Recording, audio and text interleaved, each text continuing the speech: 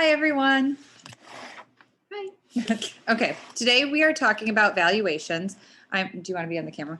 It doesn't. Okay, you can just be watching me. So Oh, I'm got going you. to be going through how to do a CMA along with how to do the adjustments, put all the pieces together in the wizard that we use in Matrix, and then how to present it. A lot of the presentation portion of it is going to be found in terms of how to piece it together in a full-blown listing presentation in the agent portal under the listing presentation training. So make sure you use this in combination with that video so that you know how it all flows together. So let's do a screen share to start out.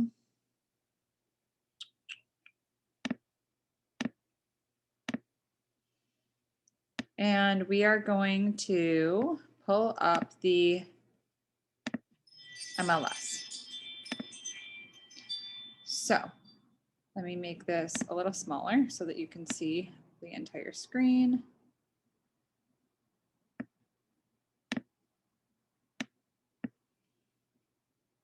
And we'll go from start to finish in the MLS from logging in.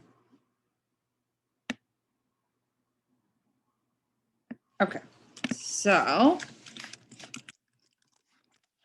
log in, and this is what it's going to look like. When it comes to doing evaluation, obviously it is not the house. So John Doe calls you and says, I want you to do a valuation for my home on 123 Main Street. I'm thinking about selling. I don't know for sure. Or I'm doing a valuation right now next week for somebody who wants to grieve taxes, right? They call you. It's likely not been listed. It could be that it was listed at one point or there's sales history somewhere in the MLS, but the MLS only goes back to 2000. So if it sold before that, it's likely not in the MLS, especially with older homes. In which case you have to rely on Realist for all of your information. So the first thing I'm going to do is pull up Realist. We're going to do a CMA on, we'll do it on the listing that I just did at 5873 Tweed Trail. It's a perfect listing because there is no MLS information because it was just built in 2019. So we'll type in 5873 Tweed Trail. And this is the information. It's listed in the MLS right now, but what you can do is when you go back to Matrix, look under all and take out all of the dates and just look under everything for that property. So there's only one match, and that's because we have it listed right now. So you will see everything that record wise is on file for that property. So that's the first step. The first step is opening this up, making sure you get all the MLS info because we want all the info we can possibly get. We haven't been to the property yet. So we're trying to basically paint a picture from just the information that's on the internet. So pull up all of the MLS information, then assuming that there's nothing in there, or even if there is, then pull up the tax info so that you can make sure there's no discrepancies. We see here it's 1,823 square feet. It's the lot square footage is right around, I think it's let's look for it. It should have it. When you scroll down, it usually describes all of the features. It has zoning, it has the owner's names, it has the 4 beds, it has 2 baths. If it hasn't been sold in a long time, sometimes that information is found further down in the bottom. Here we go. So 0.21 acres. It has 1 fireplace. It has hot air heat, gas, heat fuel. There's an attached garage. Now, again, this has populated a lot of information because we have it listed.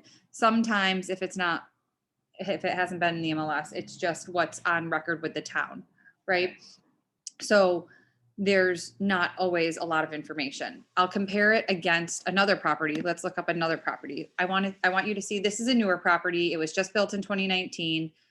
We have it listed, so it pulls in all of the MLS information. But another property is a good example, 257 Mason Street.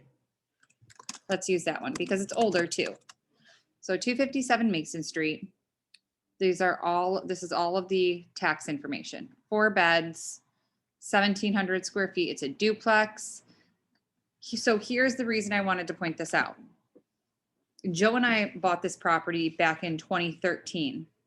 It shows you what the sale price was, MLS sales price. And it shows you that the last sale date was in 2013. We sold it again last year, and it has the new owner's name on there, but it doesn't have any of the sales history because it's the tax records. They update them every so often, but it wasn't sold on the MLS. We sold it to a tenant. So it doesn't have any of the information to pull directly from in the MLS. So that's why it's important to look. We can look here. It was a multifamily property. So we can look. Usually, honestly, I try not to, when I'm looking up a property that I don't know, I use cross property because it'll search everything. So if there was ever, maybe something is zoned multifamily, but they had listed it as commercial, it shows all of it, which is nice. I like to just make sure that I get every single thing that was in the MLS. So there was only one match in the MLS for 257 Mason, and that's when it sold to Joe and I back in 2013. If you look down, this is the property, 2013, and it sold for 113. So with 6,000 in seller's concessions. So it gives you all the MLS information. But again, it's important to run this realist report to make sure it's all accurate. So now that we have that information, what we're going to do is we're going to run a multifamily search, being that it's a duplex.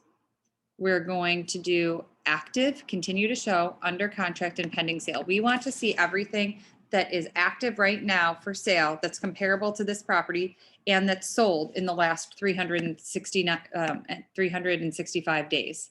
So we want to make sure we click all of the active and pendings to see what the competition is, but also the closed sales in the last year. Does that make sense? Yep. Question so far? Nope. Okay.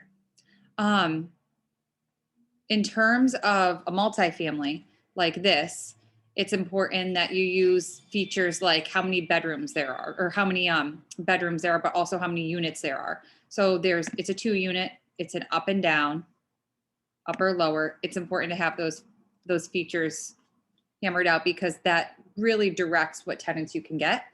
Bedrooms are helpful, but if you're looking in a small enough area, you don't want to rule out all of the options. So it's better to use school districts and then just styles of homes.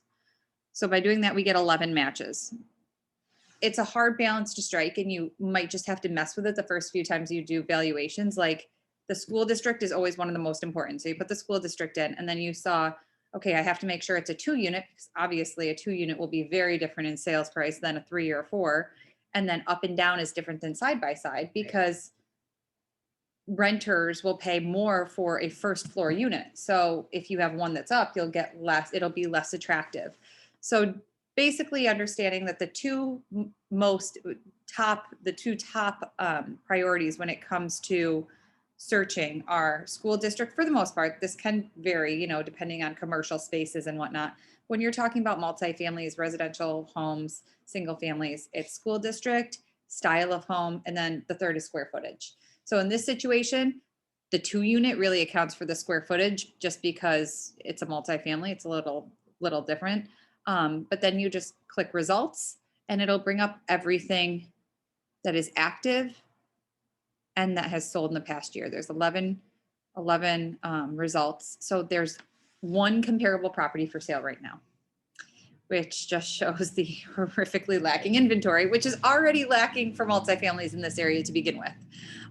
So you can go through and you can kind of piece apart, okay, this is a multifamily. What does the inside look like?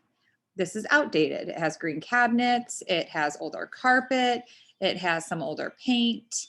And you can just kind of pick apart, it's cleaned up. It would be nice, but it's definitely not high end. That's the one that is active for 144. Then you can go to these other ones on Foster Street. And it's important to know areas. So and this is something you'll also just begin to piece together too. Okay, houses in these areas are selling for less than just down the street in these areas. And you'll be able to know kind of what neighborhoods are grouped together. So comparing one neighborhood to another, you're going to get very different results in some areas, just because they change, they change. It's the desirability, whether it's close to the school or whatnot, and you'll be able to piece that together as you do valuations more, and in the areas you do them more. So there's 50 Gorm. This one was pending, and then we just look at the active and the pendings to get an idea of, again, what the competition is. They're going in 6 days on market. It went pending. The previous one went pending 8 days on market, and a lot of those days are delayed negotiations. The one before that went under contract in 0 days on market. So they're going quickly at the prices that they're being listed at, likely because people don't usually lowball that quick. This one went in 13 days on market on Mason Street, and this one was right on Mason Street. It's pending sale at 159.9. So this is a great comp to be able to look at. It's nice. It has some nice laminate floor. I mean, obviously there's stuff everywhere, but the laminate floor was nice, a nicer laminate. The cabinets, they're all, if cleaned up, it would be a good rental or a good space in terms of the condition. The exterior looks like it's in good condition. Again, not high end, but kind of that middle of the road. So those are important ones to see. And then we start looking at, here's another one. This one was, it had an upper, but 68 days on market, and it went pending, so a little bit longer. And then this is one that's closed. So this is oops, it just closed me out. Let me go back to that. It was a brick one. It looked a lot different than the other ones did. It looked like it had a very different layout. It looked like it had, I'm just typing in our criteria again to pull those back up. It looked like it had a very different layout. It looked like it had a very different exterior, just different style of home in general, but I'll pull it back up so that we could see it. It was brick. So this doesn't look like it would be a great comparable. It looks very different from our, well, not that it has the pictures here, but from the pictures we looked at in the MLS, it looked very different than the Boston type style 2-family up and down that we were seeing in the MLS. So that might not be a good one. This one looks like it could be a good one. It's definitely a little bit different of a style on the outside, and it's higher end without a doubt. When you pull your comparables, you want to pull a range of low end to high end, because you don't know what you're walking into. You don't know if you're going to see a lower end home or high. You can gauge based on questions to your client. They can say, well, we just redid the kitchen and whatnot, but you still don't know where you're going to fall. So it's very helpful to be able to get a range of different low to high comparables. This one is, it's nice. It's middle of the road. Again, it's not necessarily updated, but it's middle of the road. And then this is a nice one. This looks very nice from the outside, high end. Look at that accent wall. Look at the floors. The kitchen it looks like a solid stone countertop with butcher's block. I mean, this is a very good high end comparable, and it's important to have high end. I haven't seen an accent wall that's green like that. It's very special. I think it was just an exterior wall at one point. And look at that tub. This is a very good high end comp. So what we're going to do is, as we're going through, as we find these low and high end good comparables to use, we're going to click them. So to go back to the sold ones, we gauged from the active and the pendings that things are going fast. Average days on market under 2 weeks. We gauged that this wasn't a good comparable because it was totally different from the other one, but that this one was a good lower end comparable. And then this one was a good middle of the road comparable. And then this one was a great high end comparable. So we just check these boxes as we're going, as we like the comparables. Here's the last one. This one looks very pretty from the outside. Inside, it looks middle of the road. Nice, nice kitchen, nice flooring, clean, but it's not high end, but your middle of the road comparable. That's another good one to have. So now that we have those 4 comparables that we want to use, we go down here and we click CMA. And this is going to bring us to a wizard. So we are going to create a new contact. I'm going to do this for Nicole. Nicole is my client. I hope you don't mind. Yep. Is it N Moyer at the Crane Realty Group? Actually, I'm just going to do at test2.com because I don't want you to get this. Okay. It's really, you're not important that you have it. I always like stop, like, because I don't necessarily want to send it to people. Right. It so won't I end send up doing it. that like quick CMA. Yes. I go back up and I do quick that. CMA is good for if you just want to get a general read for the area and you just want to know, okay, this basically average price per square foot fast, but not necessarily honed in and accurate. Okay. Like if somebody just says to you, hey, I'm thinking about selling, nothing serious, but what is the market doing right now in my area? You might just do that quick CMA and pull a couple comps and say, yeah, it's average price per square foot is X amount. Oops, sorry guys, is X amount. It would definitely be worth at least having us come in and do a more accurate CMA. So this will not send it to them. Okay. This is just assigning it to a contact so that you have, if you go to look in your MLS and you look under the contact, you can say, oh, here's their CMA that I did for them. It won't send to them. I Don't always panic. stop here. I'm like, no, no. go back. So after you click that, you then click pages. It'll take you through the whole wizard here as you fill out each one. You just do one cover sheet. I always do it without a photo, just because I like that cover sheet that I made. I do all of the pages for subject and adjustments. And then I do all of the pages for comparables. And then I do map. I don't use static because static is basically, and we've gone over this before and it goes over it in the listing presentation. We do our own listing packet, our own listing presentation, which outlines all of our services and all of our marketing plans. And it basically breaks down everything in here, but with our twist that we want. Right. So we don't need all of these. If you don't have, we have our listing presentation that we have in our drive for everyone to access so that it's an editable version. So you can use that and make it your own. But if you want to use something else, you can use these instead. Or if you want to put one together that's catered more towards you, you can use a combination of all of these in, like I said, combination with the one we have.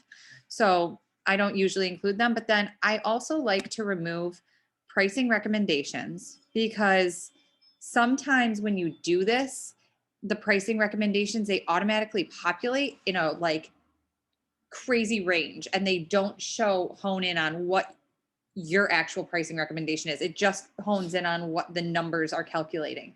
And you might be adjusting for things when you get there that you're like, wow, I didn't realize they had a barn. Like they never told me that. So then you get to the pricing recommendation and they have in their head, this is what you're recommending when you might have changed your mind at that point. Okay. So don't put anything on paper in terms of recommendations until you get there and you know for sure what you would recommend to them.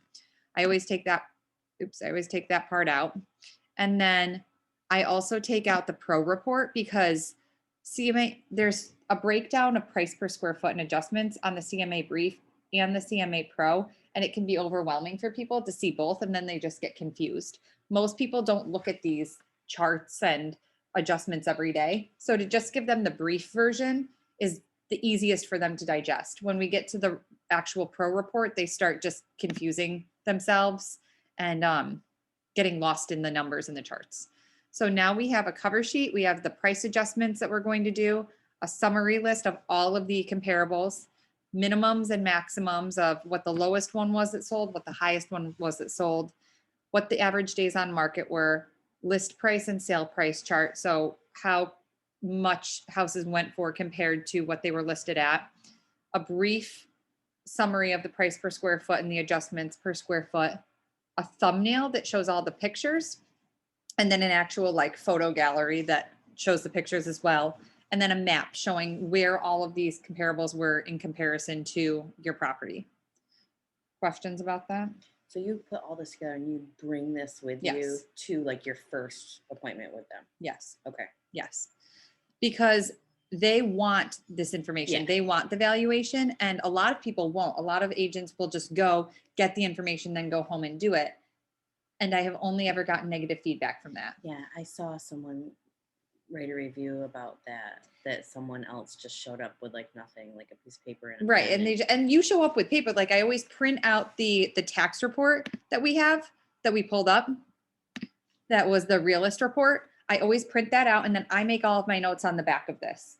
I have them take me through the house first, show me everything they've done, tell me the age of all the major mechanicals and everything. And I'm writing it on the back of that.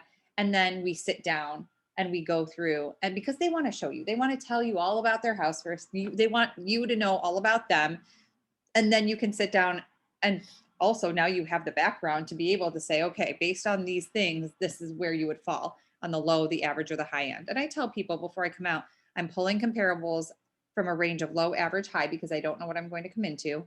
And as we go through, I'll be able to adjust and know where you'll hone in at. They're having you come out to give them this. Don't waste their time by not giving it to them, Right. because then they just find someone else who will. Right. They want fast, they want accurate, they want responsive. So once we have all of these things in place, we click subject. So this is where we're going to import the information that we have on the property. It's not in the MLS, so we're going to search for it in the tax records. And we'll put in 257 Mason. And then we are going to click this box. This is the one in Canandaigua, not in Mohawk. And then all of it's populated. Whatever was in the MLS or whatever was in the tax records is going to populate in here. Again, sometimes it won't have all of the information, so you can add them into these boxes, add important information that it might not have listed into those boxes. And then we go to cover. You can put a cover photo on the front. I don't usually.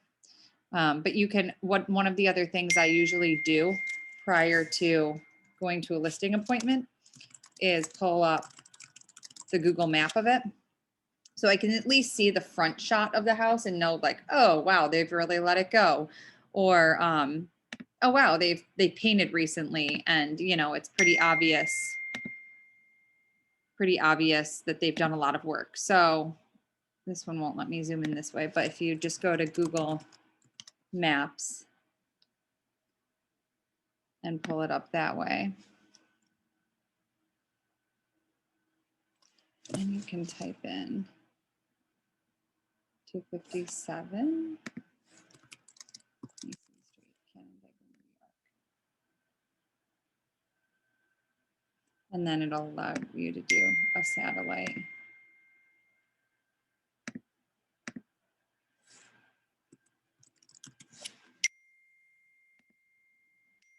Sorry guys, my phone is blowing up and that's what you're hearing dinging in the background. All right, so let's see.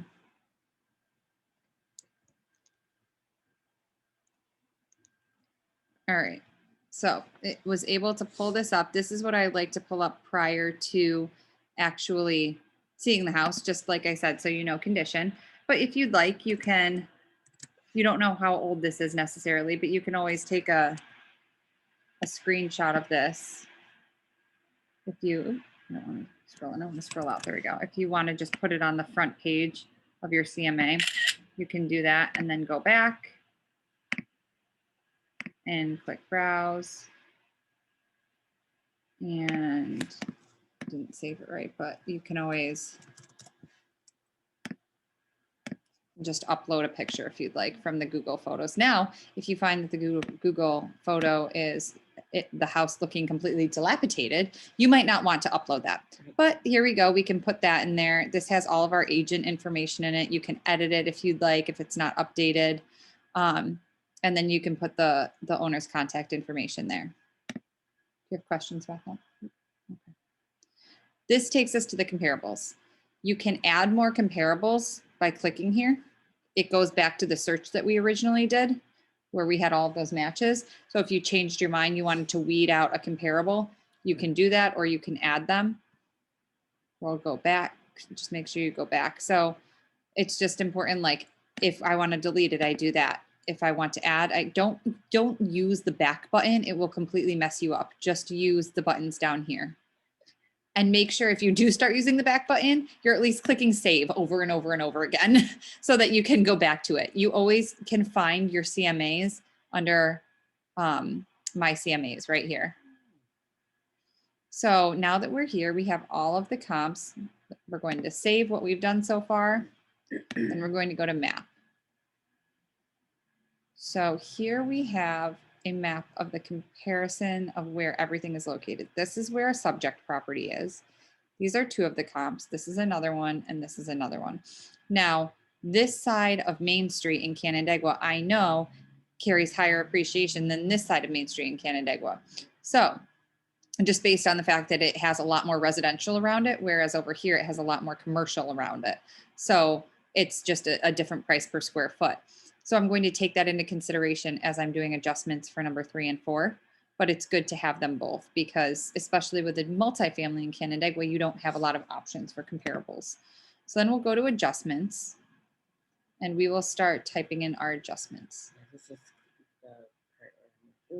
no. So I never do an adjustment on bedrooms. I have a actual, and I will share it with everyone. I think it's in our broker file, actually. CMA common adjustments. And if it's, I'll check and make sure it's in our broker file, and I'll also attach it in the email when I send out this recording. But what this is it's a file that breaks down, generally speaking, the amount of money that appraisers assign to different adjustments such as bedrooms, bathrooms, parking lots, fireplaces, patios and balconies. Now, the thing is, you're not going to adjust for every single thing because the top 3 adjustments are your baths, your price per your square footage, how much you have in square footage, and then land. So we'll go through and we'll just kind of start prioritizing as we look at these adjustments. We're not going to adjust for beds because you can't adjust for the bedroom count and adjust for the square footage. That would be redundant. So you just adjust for one or the other. So I won't adjust for beds. For baths, it generally pulls around $3,000 per bathroom. It looks like it doesn't have any adjustments for that. So they all have two baths, which makes sense because there are 2 units. So none of them had more than 1 bath per unit is what it's saying. And then I usually do $1,500 for half a bath, which none of them had half baths. The square footage is the big one. So what we're going to do here is we're going to take a calculator. I have my phone right now. I'm going to come over here and I'm going to see the price that it sold for was $184.9, this first comparable. $184.9 divided by 2,696, so 2,696. That's $68 a square foot. This was one of the lower end comparables we had. This is what the subject property has. So we have to take that $68 a square foot and multiply it by 1,728. That's $118,000. Whereas this sold for $184.9. So we have to take $184.9 and subtract that difference because it has less square footage. So that's a $66,900 square foot difference. And you have to put a negative sign in front of it because it's a deduction, because it has less. If it had that much more in square footage, we'd add it in. Does that make sense? Yeah. 97 Bristol Street was $195. It sold for $195. And we have to divide that by 2,300, or I'm sorry, it sold for $165. I was like, it sold for $195 on Bristol Street, a duplex. That's impressive. $165 divided by 2,312. That's $71 a square foot. And we multiply that by 1,728. Which gives us 123. So we subtract 165 from 123. And that's $42,000 that we need to deduct off because it has, our subject property has less square footage. And then we have one at 165 on Phoenix Street.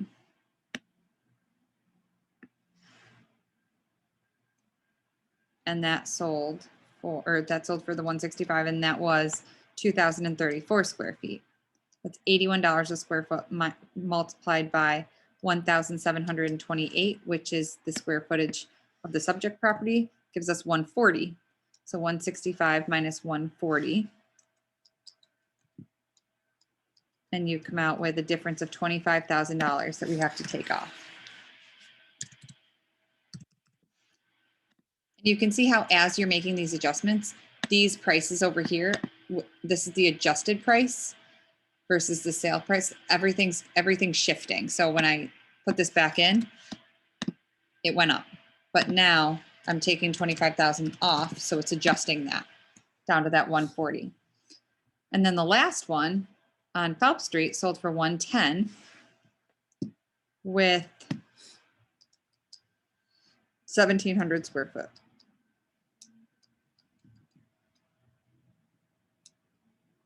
$110 divided by 1,720. That's $63 a square foot times 1,728. You get 110,500. So let's add in $500 because there's an extra 8 square feet. So when you do all of that, your low is 110, your average is 122, and your high is 140. And then we can go through some more comparables to adjust. There's a basement description. I don't normally adjust for basements or exterior features unless there's a barn or a major exterior feature that's significantly beyond, it's an additional structure basically. I don't adjust for frontage or depth unless you're talking about lakefront properties, because you'll adjust for acreage in another section. I don't ever adjust for fireplaces, garage spaces. If these properties, none of them had garages, but if one of them had a garage, I would deduct, say this one came up a 1-car garage, I would deduct $5,000, which is on the list of adjustments for a garage because that makes a big. If that one had a garage and your subject property right, doesn't. Exactly. Okay. If my subject property has a garage and none of these ones do, I'd add in 5,000 to all of these. Okay. But the subject property did not have a garage, and neither did these. If there were seller concessions on any of these properties, they would show up, and you say this had $3,000 in seller's concessions. You take that off. You adjust it just like that. Okay. So we never add that because the seller didn't see that in their price and what they received. Years built. I don't typically adjust for years built unless there's a difference between 1950 is a pretty good threshold, where if you have a house that was built in 1910 and a house that was built, but your subject was built in 1980, you might throw in, typically they say between 5 and 10,000, or they say like $1,000 per year, but typically anything beyond like 5 or 10,000 is a hard adjustment to make, right? Because people won't pay that far beyond for a new house. And typically you're not going to see that as often because the styles are going to be so different. They won't be very comparable. Okay. But if you do have a discrepancy, you can stick to like $1,000 a year, or, within that 5 to 10,000. And then condition of house is a big one. So we saw that on the low end, some of the lower end houses, the one on Phoenix at the bottom, I think it was Phelps Street was a lower end one. But then the one on Phoenix was very high end, and the one on Bristol was more high end. So depending on the adjustment, I might say, look, my clients told me that they put a lot of money into this house because these lower end ones were so, bottom of the, like, even less than builder grade. I'm going to add in $10,000 because I know that my guy's house is at least builder grade or nicer, so I know he's not going to fall into the needs new carpets everywhere, needs to rip out the kitchen. We'll add that in to account for the fact that it is really, really nice, or it is at least nicer than that. If there are any structural repairs or concerns, you can put that here. Questions about your adjustments? Okay. So at this point, it gives us a range of 120 to 140, but it's important to consider that there is no inventory. So there's no inventory. Historically, there's not a lot of rental houses for sale or duplexes for sale in the area. That would, and this depends too on your market, but knowing that 150 is a threshold for a lot of people, if you list over 150, you lose a whole market of people. So knowing that, you might recommend listing at 149.9 because there's no inventory. So let's list higher. We're going into the spring market, but at least you're under the 150 threshold, and doing delayed negotiations always on everything ever right now so that you can get top dollar. Does that make sense? Yeah. Okay. So you would do 149.9. Mhm. And that's where, I have one where I'm going next Friday. And he said, just everything needs work. So that's where, Yes. it's going to be kind of You're going to pull the low end comps. pull those. Yes. Okay. And, but also know your high end, because they might ask you while you're there, should I put work into the house? And you might be, and then you'll be able to say, look, on the high end, you'll get this amount if you Right. do everything. So let's say the low end is 110, but the high end is 140, but there's $60,000 worth of work. It's not going to be worth it. Maybe he just puts it into getting it clean, getting it, fresh, Right. and that's all. Okay. Especially if the work is specific, like kitchens, baths, people want to do that themselves. You know what I mean? Right. Or at least they want to have a say in it. So that being said, those are all things to consider. Like I said, if you know that it's low end, still pull the low, average, high, so that you can advise people as to what to put money into and what not to.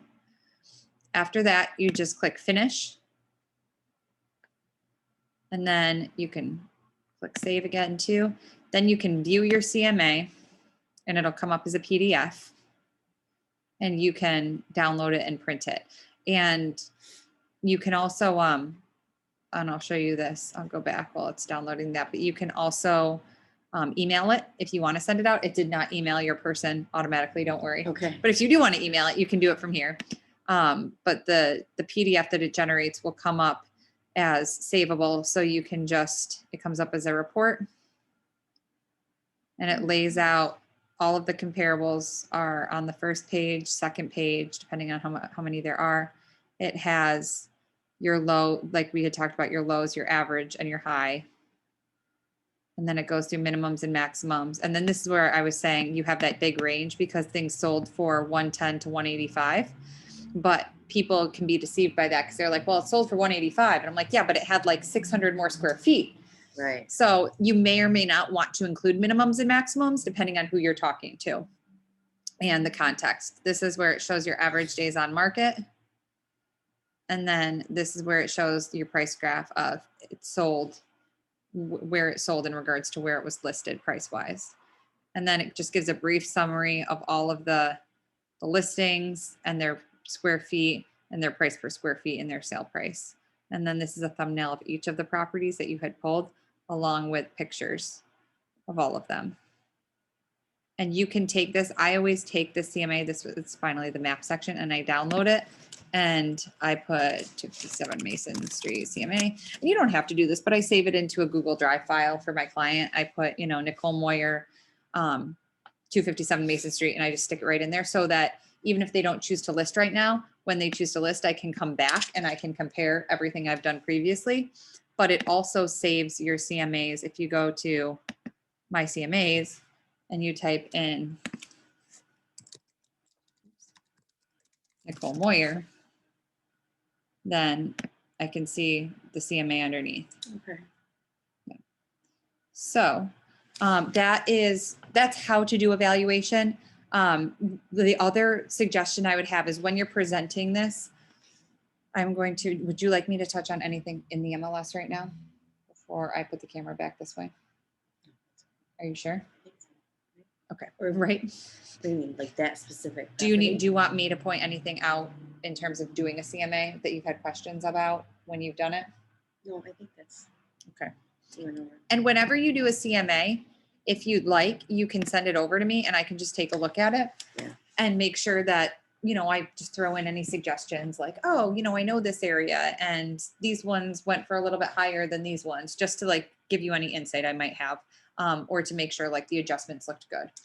So feel free to send that over. But the only other thing I'd say is when you have that CMA and you go in and they take you through the house and you make all your notes and you say, okay, I didn't realize that it was this nice, or, oh, I didn't realize that the price or that the roof was new and the mechanics were new. So we're going to be on the high end and maybe even bump it up by 5,000 because it's so nice. And then maybe another 5 because of the market. when you sit down with them, before you go into the pricing, ask them.